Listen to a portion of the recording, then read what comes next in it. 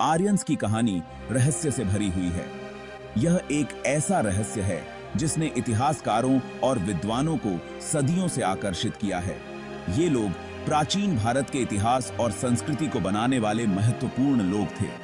उनकी सभ्यता ने भारतीय उपमहाद्वीप की सांस्कृतिक और सामाजिक संरचना को गहराई से प्रभावित किया। सदियों से विद्वानों के बीच उनकी उत्पत्ति और भारत में उनके आगमन पर बहस होती रही है। यह बहस आज भी जारी है और हर नए शोध के साथ नए दृष्टिकोण सामने आते हैं। कुछ का मानना है कि आर्य भारत के ही थे। वे इस बात पर जोर देते हैं कि आर्य संस्कृति और भाषा की जड़ें भारतीय उपमहाद्वीप में ही पाई जाती हैं। दूसरों का तर्क है कि वे मध्य एशिया से आए थे। वे इस सिद्धांत का समर्थन करते हैं कि आर्यंस ने मध्य एशिया से भारत की ओर प्रवास किया। सच्चाई, जैसा कि अक्सर प्राचीन इतिहास के साथ होता है, मायावी बनी हुई है। यह रहस्य और भी गहरा हो जाता है जब हम विभिन्न पुरातात्विक और साहित्यिक साक्ष्यों को देखते हैं। हालांकि हम जो जानते हैं वह यह है कि आर्यंस अपने पीछे एक समृद्ध विरासत छोड़ गए। उनकी कला, साहित्य और धार्मिक मान्यताएं आज भी हमारे जीवन का हिस्सा हैं। यह विरासत वेदों में संरक्षित है, जो पवित्र ग्रंथों का एक संग्रह है और दुनिया के सबसे पुराने धार्मिक ग्रंथों में से एक माना जाता है। वेदों में न केवल धार्मिक बल्कि वैज्ञानिक और दार्शनिक ज्ञान भी समाहित है, जो आज भी प्रासंगिक है। आर्यंस की उत्पत्ति का प्रश्न एक जटिल प्रश्न है, जो सदियों से विद्वानों और इतिहासकारों के बीच बहस का विषय रहा है। चर्चा में दो मुख्य सिद्धांत हावी हैं: आउट ऑफ इंडिया थ्योरी और आर्यन माइग्रेशन थ्योरी। प्रत्येक सिद्धांत अपने स्वयं के तर्कों को प्रस्तुत करता है, जो भाषाई विश्लेषण, पुरातात्विक साक्ष्य और प्राचीन ग्रंथों की व्याख्याओं द्वारा समर्थित हैं।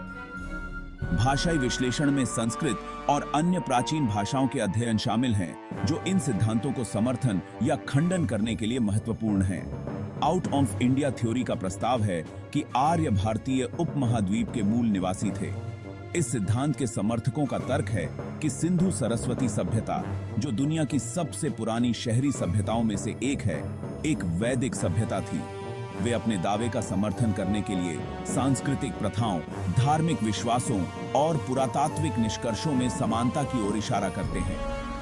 उदाहरण के लिए, वेदों में वर्णित अनुष्ठान और प्रथाएं सिंधु घाटी सभ्यता की पुरातात्विक खोजों से मेल खाती हैं। यह सिद्धांत आर्यंस के लिए बाहरी उत्पत्ति के पारंपरिक आख्यान को चुनौती देता है और भारतीय इतिहास की पुनर्व्याख्या की मांग करता है। दूसरी ओर, आर्यन माइग्रेशन थ्योरी का मानना है कि आर्यंस मध्य एशिया से भारतीय उपमहाद्वीप में प्रवासित हुए थे। इस सिद्धांत के समर्थक पुरातात्विक साक्ष्य और भाषाई समानताओं का उपयोग करते हैं, जो मध्य एशिया और भारतीय उपमहाद्वीप के बीच संबंधों को दर्शाते हैं। दोनों सिद्धांतों के समर्थक अपने अपने दृष्टिकोण को सही साबित करने के लिए विभिन्न प्रकार के साक्ष्यों का उपयोग करते हैं और यह बहस आज भी जारी है। आर्यंस की उत्पत्ति का प्रश्न न केवल ऐतिहासिक महत्व रखता है, बल्कि यह हमारी सांस्कृतिक और सामाजिक पहचान को भी प्रभावित करता है। इस बहस का समाधान भारतीय इतिहास और संस्कृति की गहरी समझ के लिए महत्वपूर्ण है। आउट ऑफ इंडिया थ्योरी ने हाल के वर्षों में लोकप्रियता हासिल की है। यह बताता है कि सिंधु घाटी सभ्यता के लोग ही वास्तव में आर्य थे। वे अपनी संस्कृति और ज्ञान का प्रसार करते हुए दुनिया के विभिन्न हिस्सों में चले गए। यह सिद्धांत आर्यन आक्रमण के विचार को चुनौती देता है और प्राचीन दुनिया में संस्कृतियों और प्रवासों के अधिक जटिल परस्पर क्रिया का सुझाव देता है। हालांकि यह ध्यान रखना महत्वपूर्ण है कि इस सिद्धांत पर अभी भी बहस हो रही है और इसकी पुष्टि के लिए और अधिक सबूतों की आवश्यकता है। आर्यन माइग्रेशन थ्योरी इतिहासकारों के बीच अधिक व्यापक रूप से स्वीकृत सिद्धांत है। इस सिद्धांत से पता चलता है कि आर्यंस की उत्पत्ति मध्य एशिया के मैदानों में हुई थी। वे 1500 ईसा पूर्व के आसपास शुरू होकर लहरों में भारत आए। यह सिद्धांत भाषाई साक्ष्य द्वारा समर्थित है, क्योंकि आर्यंस की भाषा संस्कृत यूरोपीय भाषाओं के साथ समानता रखती है। आर्यन माइग्रेशन थ्योरी भारतीय उपमहाद्वीप में आर्यंस के क्रमिक आत्मसात का सुझाव देती है, जिससे वैदिक संस्कृति का विकास हुआ। भाग 5 सिंधु सरस्वती सभ्यता, उन्नत संस्कृति का ताना बाना। आर्यंस के आगमन से पहले भारत सिंधु सरस्वती सभ्यता का घर था। यह सभ्यता भारतीय उपमहाद्वीप के उत्तर पश्चिमी भाग में फली फूली। सिंधु सरस्वती लोग अपने उन्नत शहरी नियोजन, परिष्कृत जल निकासी व्यवस्था और उल्लेखनीय शिल्प कौशल के लिए जाने जाते थे। उनकी एक लिखित भाषा थी, हालांकि इसे अभी तक पूरी तरह से समझा नहीं जा सका है। 1900 ईसा पूर्व के आसपास सभ्यता का अचानक पतन एक रहस्य बना हुआ है। कुछ विद्वानों का मानना है कि यह जलवायु परिवर्तन के कारण हुआ था, जबकि अन्य का सुझाव है कि बाहरी कारकों ने भूमिका निभाई होगी। भाग 6 वैदिक युग की शुरुआत, आर्यंस और वेद। आर्यंस चरवाहे लोग थे। वे कुशल योद्धा और घुड़सवार थे। उन्होंने भारत में संस्कृत भाषा का प्रचलन किया। आर्यंस भी गहरे धार्मिक थे।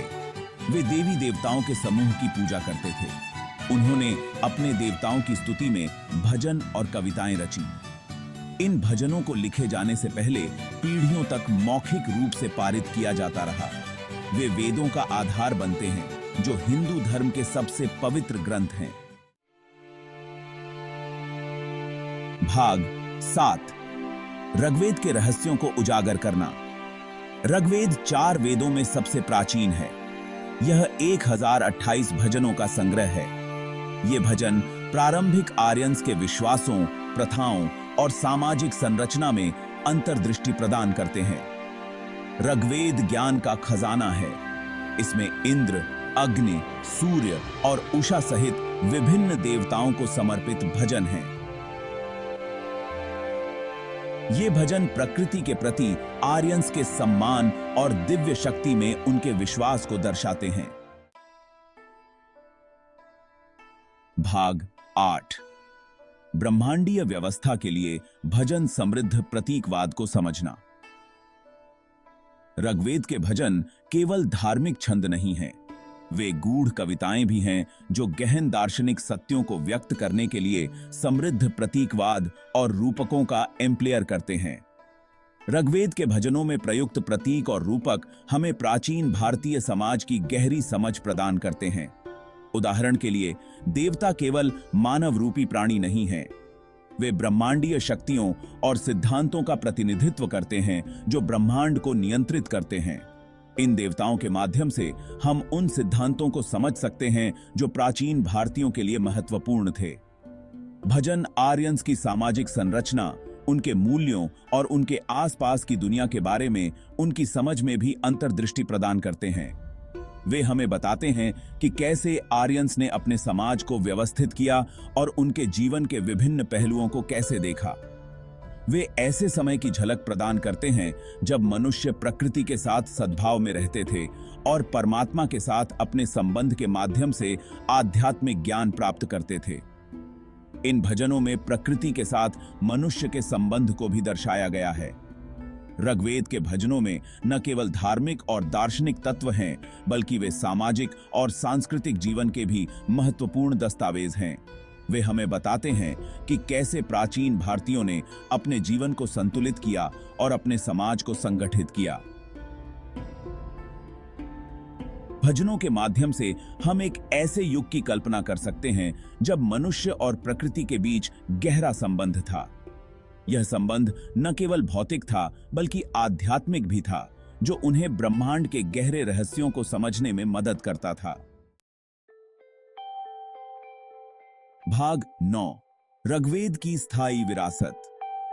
ऋग्वेद एक प्राचीन ग्रंथ से कहीं अधिक है। यह प्राचीन भारतीयों की बौद्धिक और आध्यात्मिक गहराई का जीवंत प्रमाण है। इसके भजन दुनिया भर के लोगों को प्रेरित और गूंजते रहते हैं। ऋग्वेद में निहित दार्शनिक अवधारणाएं जैसे कि सभी प्राणियों की परस्पर वर्बुंडनहाइट और सत्य और ज्ञान की खोज आज भी प्रासंगिक हैं।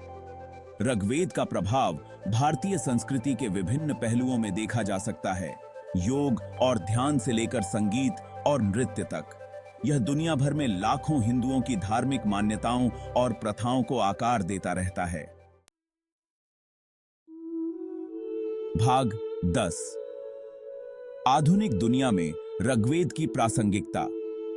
आज की दुनिया में ऋग्वेद शांतिपूर्ण सह अस्तित्व, पर्यावरणीय चेतना और एक सार्थक जीवन जीने के महत्व पर बहुमूल्य सबक प्रदान करता है।